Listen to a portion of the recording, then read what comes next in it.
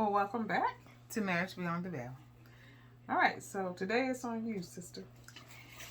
Yeah, I want to do some rapid fire questions just to get some advice from a seasoned married person. Okay. All right, so it's the afternoon. The brain doesn't work. Okay, go ahead. All right, so when you go out with somebody new, how soon should you kiss them? It depends on the attraction. But I don't think that I've ever gone out with anybody that I was attracted to that I didn't kiss them on the first date. Ooh, first date. What else did you do on the first date? That's none of your business. You can tell me. I'm your sister. It depends on how attracted I was to the person. But as I got more mature, I did sort of try to steer away from the first date. Okay. So what do you think about sex before marriage? I definitely think that is something that people should consider, especially if sex is a big part of who you are and what you enjoy. You don't want to get married to somebody that you're not sexually compatible with. But I do think that there is a lot of mystery to waiting till after you're married for sex. But, as a Christian, I would say wait till after marriage. Not that I ever did. Okay. That was my next question. How soon?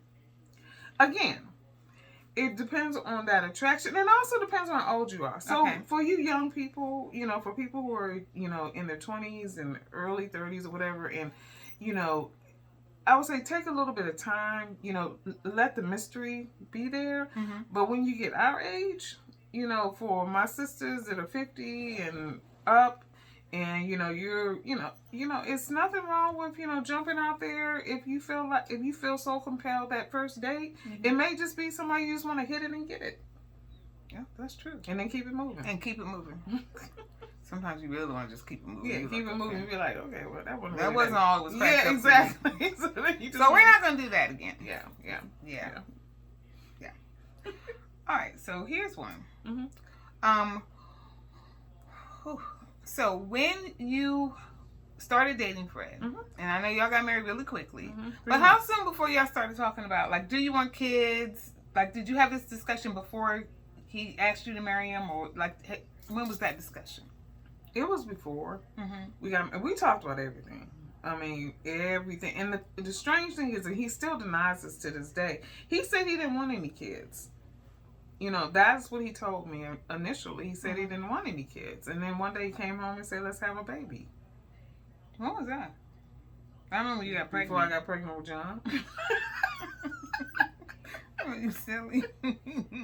But he doesn't remember that. He says he never said that, but he did.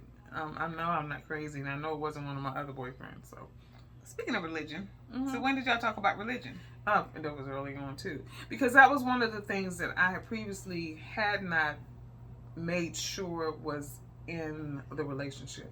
So my previous boyfriends that I had dated, I don't know what their faith base was other than my long-term relationship. I knew he was Christian, but a lot of the others I wasn't so sure, and a lot of them were heathens. Okay. And then how soon should you talk about religion? Soon. Again. It's immediately. Especially if it's a big part of your life. If it's not, maybe not so much. Okay. What is that sound? That's, I think, one of my ringtones. Oh, okay. Anyway. All right. Yeah, so, I mean, if you're faith-based, if faith is a big part of you, if you go to church every Sunday and you're in there all Sunday and, or if you're, whatever your faith is, and you spend a lot of time, yes, that needs to be upfront and present, because that will be, again, sending your representative if you don't disclose that early on. Okay, and then another one is, what if this person loves to sing songs that you don't particularly care for, and they sing them loud and proud when you're driving in the car? So, like, it's car karaoke, but he's the only one karaokeing. How do you handle that? Well, because my husband likes to sing, and he likes all types of music, there's some things that you just go, and move on. And now they have noise-canceling headphones.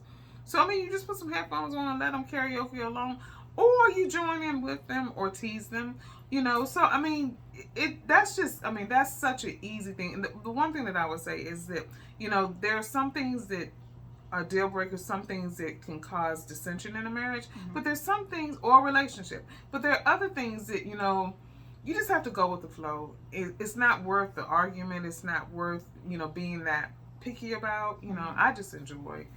Because my husband loves to sing loud and sometimes off key, but a lot of times he's on key too. Y'all heard him sing, so. Alrighty. Well, until the next time. If the Lord says the same. Have a good evening. Have a good day. You have to cut it off.